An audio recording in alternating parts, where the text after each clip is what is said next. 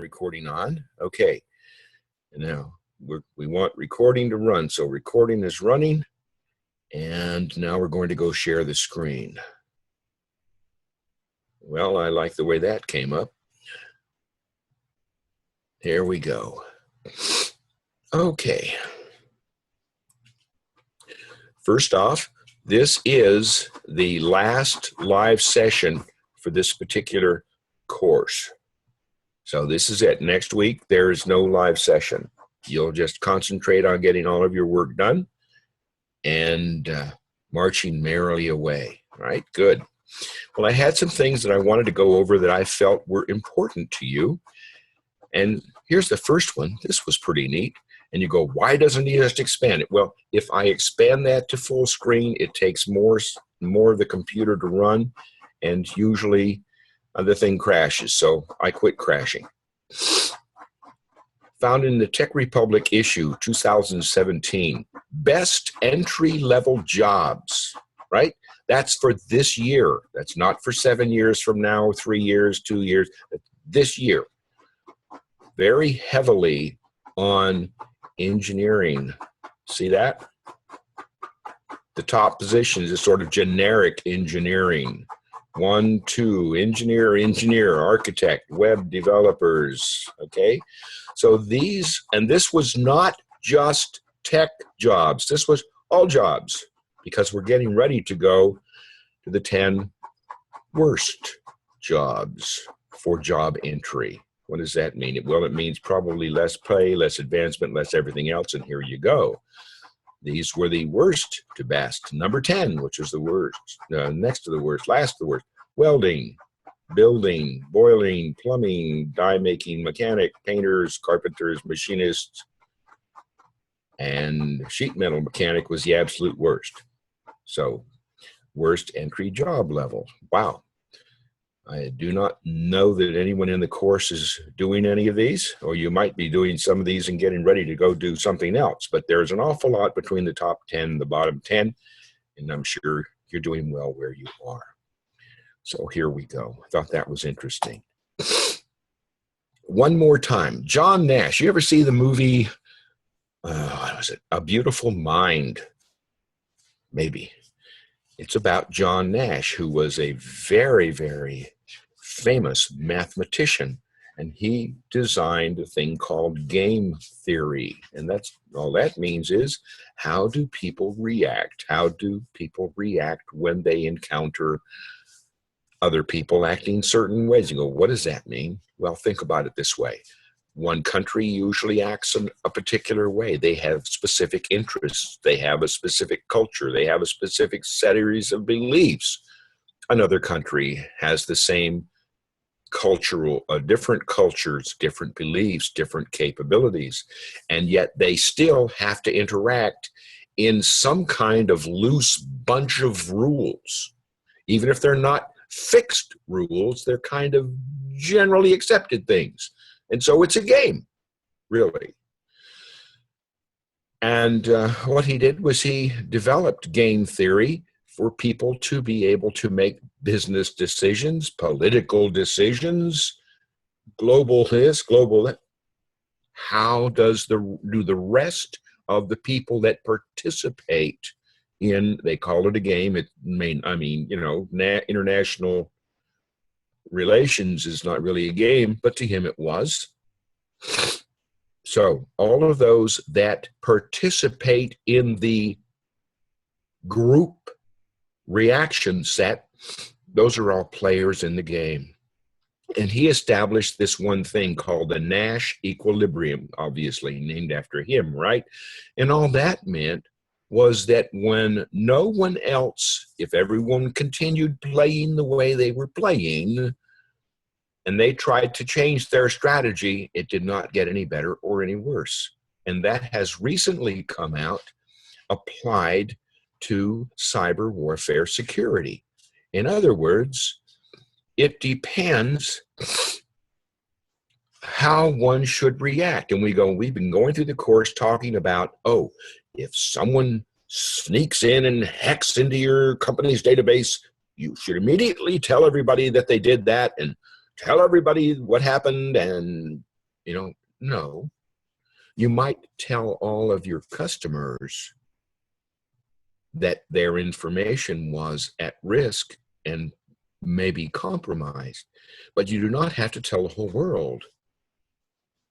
And this actually argues that, because what you do is you can acknowledge the attack and you could blame the person that did it if you thought you might know, and then you have the option of not even admitting that it occurred. You have those three different options.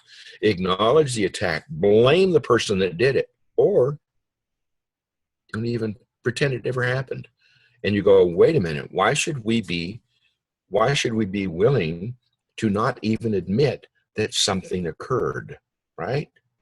Well, as far as security goes, if someone did attack your organization's technology and they were successful, then they know that they were successful, right? I mean, they did it.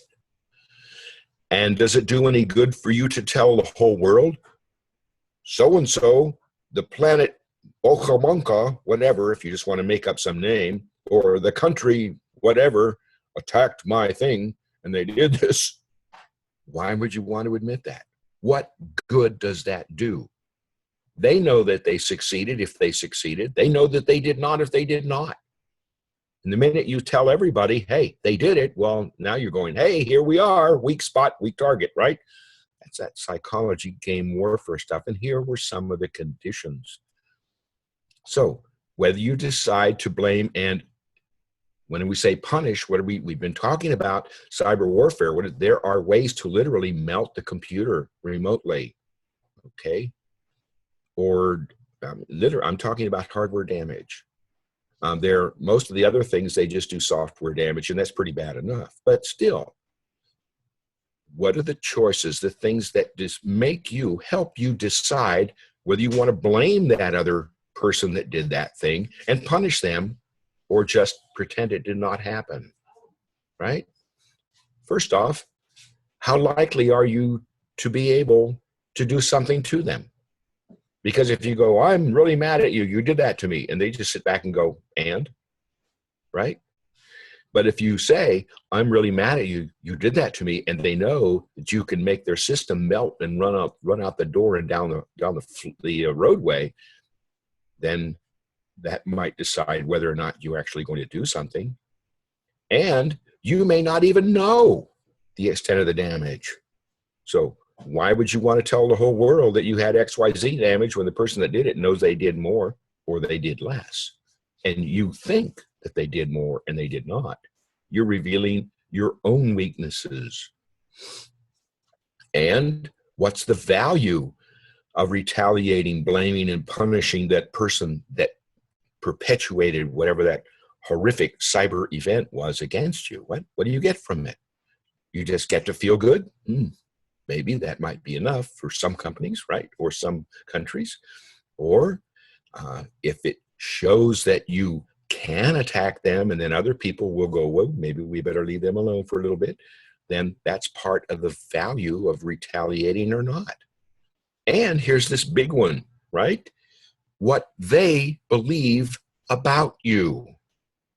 Think about that one for a second. If they attacked you and they were successful to some extent and you did not say anything, then they might think that you have no idea that they did. But most likely, they're going to believe about you that you did. And if you do not say anything, they're going to sit there and think, why didn't they say something? Okay? So what do the players in the cyber warfare, we'll call it a game, what do they believe about each other, right? Because they may or may not believe accurately on vulnerability. They may or may not believe accurately on knowledge. And so these four choices or four factors lead you as a company or a country to be able to decide whether to blame and punish, which means you're going to do something bad to them, because of what they did to you or not. Okay?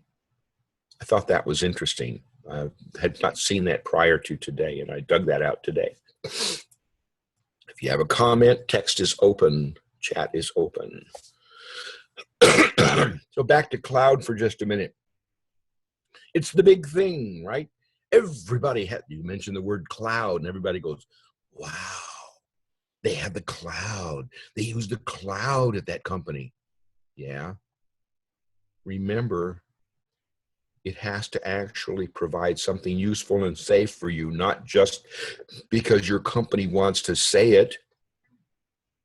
Some of the discussions, and I think we've seen this week, where people said, well, yeah, my company does it. We use the cloud for this.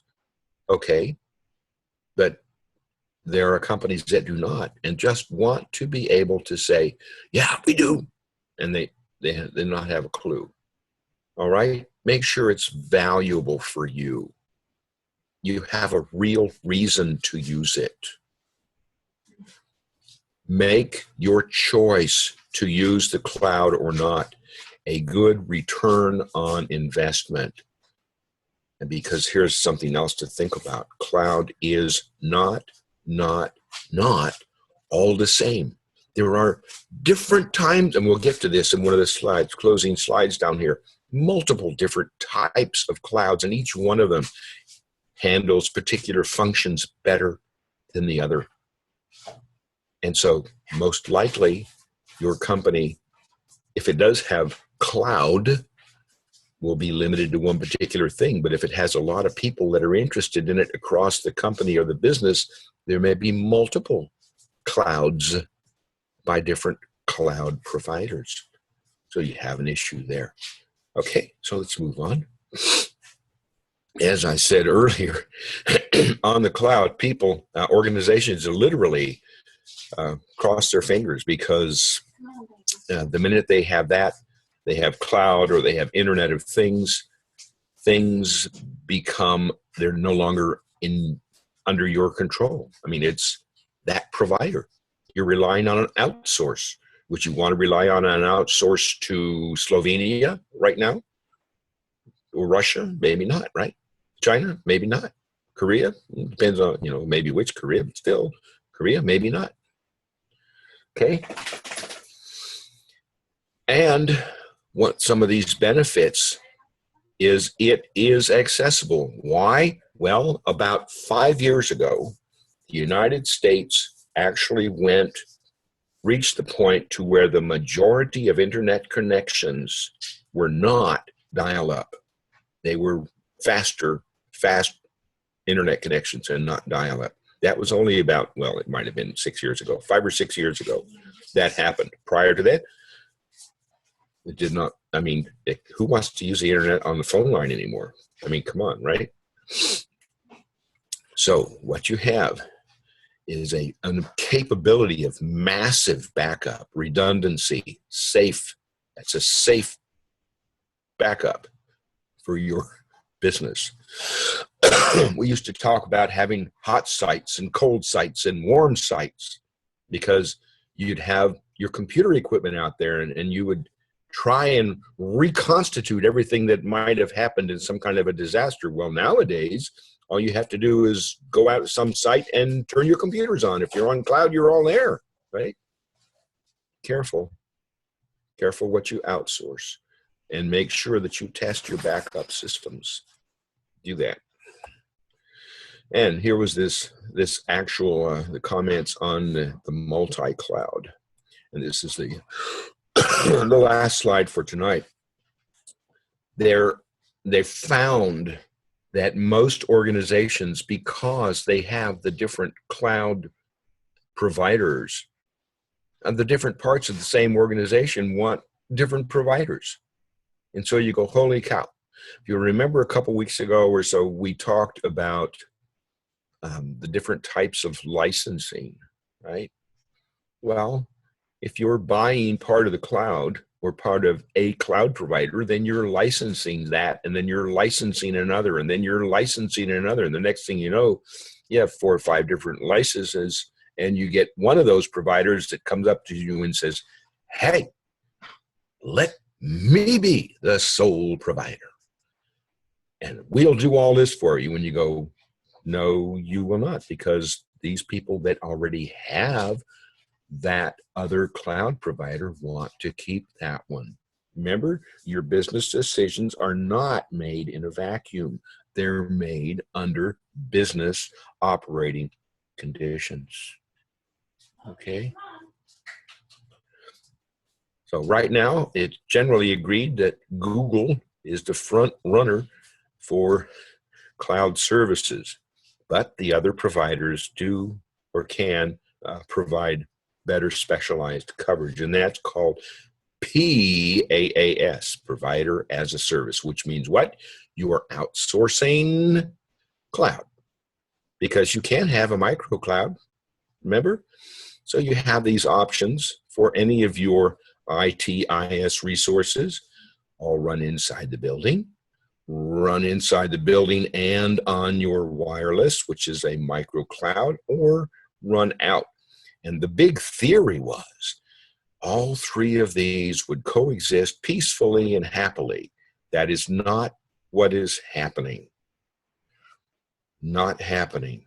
Primarily here because of the conflict by the different PaaS providers. Okay? All right. So comments or questions? I felt these were good, relevant content for our last session. I'm going to close this. Stop the share in a second. Stop share. All right. Screen sharing has stopped. All right, we're back here. And I'll open up and wave and say, comments or questions? They're yours. Go ahead and open your mic up or type in the chat. And I'm going to go ahead and stop my video so I do not crash the system. Okay? I'm starting from right to left. Go ahead. I don't have any questions. Okay, any other questions? Any two more? Nope. Okay. All right, if that's it, I'd like to thank you three. This is, it's been a good session. I've enjoyed having this class very much, and enjoy your week next week without having to come up on Wednesday night at 9 o'clock to a live session. And I'm going to stop the recording here. I will post this out. I will post this out. The recording takes a while to process.